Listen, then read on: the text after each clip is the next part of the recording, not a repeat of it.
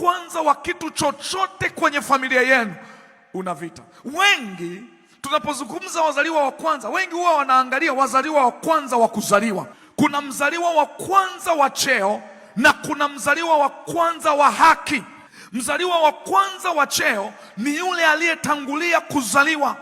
Maandiko yanasema kwenye Kutoka, kila kinachofungua tumbo ni cha kwangu.